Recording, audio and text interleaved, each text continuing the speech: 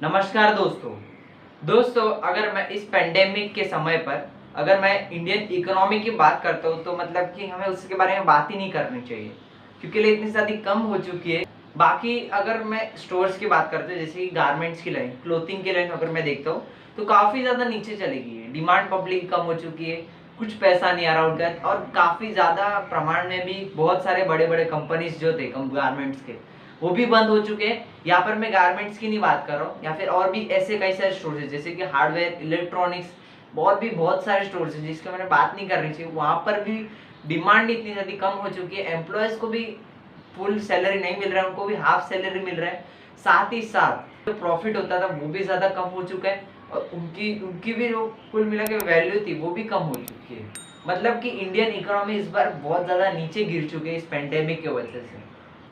दोस्तों इन सारी चीजों को देखते हुए हमारी इंडिया की जो जीडीपी है काफी ज्यादा हद तक कम हो चुकी है। 23.9% कम हो चुकी थी हमारी इंडिया की जीडीपी। और अगर मैं उसे इंडियन रुपीस में कन्वर्ट करता तो वो हो जाएगा 5 लाख, करीब से करीब 5 लाख करोड़ तक आसपास आ जाता है। इंडिया की जो जीडीपी काफी ज्यादा हद तक इंडियन इकोनॉमी नीचे गिर चुकी है। तो यहाँ पर दोस्तों आज मैं एनालाइज करना चाहूंगा क्यों ऐसा हो रहा है, क्यों इतना जीडीपी नीचे गिर चुका है। 5 मेन रीजन पर आपको मैं डिस्कस करना चाहूंगा। तो चलिए इस वीडियो को शुरू करते हैं। दोस्तों सबसे पहले बेसिक से शुरुआत किया जाए कि एग्जैक्टली जीडीपी का मतलब क्या होता है। जीडीपी का तो आपने फुल फॉर्म सुना होगा, यानी कि ग्रॉस डोमेस्टिक प्रोडक्ट। इसका मतलब होता है दोस्तों कि पूरे देश, किसी भी देश में एक साल के अंदर जो भी सारे चीजें बन रही है, अगर उस सारे चीजों को इकट्ठा करता हूं मैं और उस सारे चीजों का अगर मैं वैल्यू निकालता हूँ, इसका कितना प्राइस हो रहा है टोटल मिला के सारे पूरे देश का, एक जगह मैं चीजें लाता हूँ और उसका प्राइस निकालता हूँ, तो उसका प्राइस होगा वो जीडीपी होगा। और साथ ही साथ जो सर्विसेज अवेलेबल है उस देश में, उन सारे सर्विसेज का अगर मैं वैल्यू निकालता हूँ, सर्विसेज का पैसे निकालता हूँ, तो वो मेरा दोनों को मिला के हो जाएगा वो जीडीपी। तो चलिए दोस्तों आज के मेन टॉपिक की अगर बात करेंगे क्यों इतना ज्यादा जीडीपी इतना ज्यादा कम हो चुका है, तो सबसे पहला रीजन वो है कि शार्प डिक्लाइन इन डिमांड। यानी कि लोगों की इतनी ज्यादा कम हो चुकी है, डिमांड इतना ज्यादा कम हो चुका है कि लोगों, मतलब कि इस पेंडेमिक की वजह से लोगों के पास कम पैसा है, तो इसी की वजह से वो लोग ज्यादा चीजें खरीद रही नहीं है। एक्स्ट्रा चीजें जो चाहिए रहती है उनको एज कम्पेयर टू 2019 में जो लोग उतना खरीदते थे क्योंकि उनके पास पैसा था। तो इस बार पेंडेमिक की वजह से ज्यादातर लोगों की तो नौकरी भी छूट चुकी है और ज्यादातर लोगों के पास तो कुछ पैसा भी नहीं बचा, तो इसलिए डिमांड बहुत कम हो चुकी है। तो डिमांड कम होगी तो लोगों, अगर आपको तो पता है कि डिमांड अगर ज्यादा होगी तो फट से पैसे बढ़ने लगेंगे, लेकिन दोस्तों यहाँ पर हमें डिमांड ही नहीं देखने मिलती।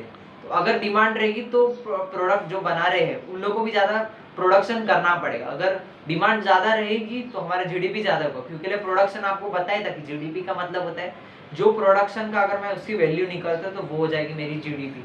तो यहाँ पर प्रोडक्शन ही कम है तो जीडीपी भी कम ही होगी, क्योंकि यहाँ पर डिमांड ही लोगों की कम हो चुकी है। तो इस ये भी एक रीजन हो सकता है कि इतनी ज्यादा जीडीपी कम हो चुकी है। दोस्तों दूसरा जो मेन रीजन है वो है कि जो जीएसटी का जो इम्प्लीमेंटेशन किया जाता है बिजनेसों पर, जो भी सारे बिजनेस है, जो भी सारे स्टोर्स है, बड़े बड़े कंपनीज है, उनके जो इम्प्लीमेंटेशन होता है जीएसटी का, जो जीएसटी उन पर लगाया जाता है वो गलत, उनका जो प्रोसीजर रहता है वो गलत लिया जाता है।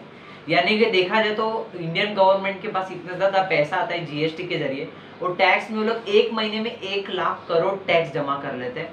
यानी कि क्या होता है कि बेसिकली कोई भी बड़ी कंपनीज के पास अगर उनका इनकम इतना ज्यादा होता है तो ज्यादा से ज्यादातर उनका पैसा, आधे से ज्यादा तो जीएसटी ले लेते हैं। यानी कि आपको पता होगा जीएसटी रिटर्न क्या होता है। वो क्या होता है कि अभी इनकम के हिसाब से वो लोग एक डॉक्यूमेंट बनाते हैं जिसमें उनका पूरा डिटेल्स लिखा हुआ रहता है इनकम का, तो फिर वो लोग को वो जो डॉक्यूमेंट रहता है उनको टैक्स अथॉरिटी को देना पड़ता है। तो उसी के हिसाब से वो जो जीएसटी वाले जो इम्प्लीमेंट करते हैं वो इतना ज्यादा इम्प्लीमेंट करते हैं कि रॉन्ग प्रोसीजर में करते हैं। आधे से ज्यादा जो पैसा उनका जीएसटी में ही चला जाता है। तो अगर इसमें से आधे से ज्यादा पैसा उसमें ही चला जाता है, यानी कि 1 लाख वो लोग कमाते हैं और 1 लाख का 50,000 आधे से ज्यादा लग गए जीएसटी, तो वो लोग 50,000 ही वो लोग के पास बचा। वो लोग को फैमिली को अफोर्ड करना पड़ेगा, फिर वो लोग को आधे से ज्यादा प्रोडक्ट भी खरीदने पड़ेगा, वापस उनको प्रोडक्ट्स बनाने के लिए सारा माल भी खरीदना पड़ेगा, वो करना पड़ेगा, सारे चीजें होते हैं। लेकिन 50,000 में लोग क्या करेंगे। यहाँ पर देखा जाए तो आधे से ज्यादा ही पैसा हमारे इंडियन गवर्नमेंट ले लेती है जीएसटी में। तो यहाँ पर दोस्तों में रॉन्ग प्रोसीजर देखने मिलता है जीएसटी इम्प्लीमेंटेशन से। तो इसी के वजह से जो बिजनेसेस रहते हैं वो लोग अपना प्रोडक्शन बहुत ज्यादा कम करना पड़ता है, इसलिए इसके पास ज्यादा पैसा भी नहीं है वो प्रोडक्ट्स बनाने के लिए, तो इनके इसलिए उनका प्रोडक्शन भी बहुत ज्यादा कम होता है। तो आपको पता है कि प्रोडक्शन ही ये जीडीपी होती है।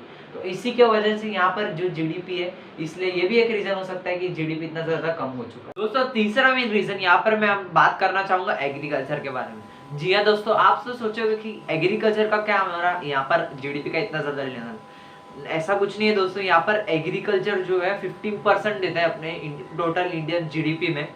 तो यहाँ पर क्या हुआ था दोस्तों, एक क्राइसिस शुरू हो चुकी थी। जो फार्मर्स जो रहते हैं वो अपना इतना सारा मेहनत करके बनाते हैं, इतना सारा चीजें करते हैं, फिर बीच में क्लाइमेट चेंज हो जाता है और यहाँ पर सारे सारे जो क्रॉप्स होते हैं वो सारे खराब हो जाते हैं, तो उनकी मेहनत भी वेस्ट जाती है और वो निराश भी हो जाते हैं, यानी कि वो लोग हार ही छोड़ दे, हार मान लेते हैं कि भाई अभी मेरा इतना सारा मैंने बनाया था, उससे अच्छा मैं कोई दूसरे काम में लग जाता। तो वहां पर भी प्रोडक्शन का भी बहुत ज्यादा कमी देखने मिलता है। साथ ही साथ इस बार भी दोस्तों काफी ज्यादा जो लोगों को प्राइस मिल रहा है, क्रॉप्स का जो प्राइस मिल रहा है वो एडिक्वेट प्राइस मिल रहा है, यानी कि मेरे पास घर पे 5 किलो चावल पड़े हुए तो मुझे जितने चाहिए उतने ही है, ज्यादा कम भी नहीं है और ज्यादा भी नहीं है, उतने भी वो लोगों को नहीं मिल रहा है एडुकेट प्राइस में। तो वो लोग भी थोड़ा मतलब उनको भी थोड़ा ऐसा लगेगा ना, मेरे को इतना ज्यादा मेहनत करके भी मुझे इतना ज्यादा कम पैसा मिल रहा है, तो उनकी वजह से भी काफी ज्यादा फार्मर्स ने, मैं अभी की भी नहीं बात कर रहा हूँ, पहले 2019 में भी काफी ज्यादा फार्मर्स ने सुसाइड कर चुका था। दोस्तों चौथा रीजन है, वो इतना ज्यादा जरूरी नहीं है, लेकिन यहाँ पर इस बात को मैं इस वीडियो में कवर करना चाहता हूँ क्योंकि ज्यादातर लोग इसके बारे में बात नहीं करते। तो दोस्तों ये रीजन है कि जो लोकल ट्रेन है, जो भी सारे सर्विसेज जो गवर्नमेंट के जरिए प्रोवाइड होती है हमारे तरफ से, अभी बेसिकली बात किया जाए तो ट्रेन के बारे में, तो ज्यादातर ट्रेन सिर्फ जो भी हेल्थ केयर, जो कोविड से फाइट कर रहे हैं उन लोग के लिए ही है, बाकी के जो बिजनेसमैन है, जो भी एम्प्लॉयज है उनके लिए नहीं है। तो वहां पर भी हमें जो सर्विसेज में वहां पर भी हमें वैल्यू बहुत कम देखने मिलती है, क्योंकि लोगो ही नहीं है तो पैसा भी नहीं है तो कुछ नहीं है, तो इसलिए सर्विसेज में भी ज्यादा कमी देखने मिलता है। साथ ही साथ मैं ट्रेन की नहीं बात कर रहा हूँ, एरोप्लेन्स गवर्नमेंट में देखी जाए तो वहां पर भी हमें बहुत ज्यादा कमी देखने में, ज्यादातर देखा जाए तो इंडियन रेलवे भी बंद हो चुके हैं, बहुत सारे जो भी सर्विसेज है गवर्नमेंट के जरिए बताए जाते हैं वो भी बहुत ज्यादा कमी हो चुकी है। तो इसी के वजह से ये भी मैं कवर करना चाह रहा था, तो ये भी एक रीजन हो सकता है। ज्यादा इसका परसेंट नहीं रहेगा जीडीपी के अंदर, 1 से 2% रहेगा, इतना ही बात कर रहा हूँ मैं, लेकिन ये भी एक बहुत ज्यादा मेन पॉइंट है।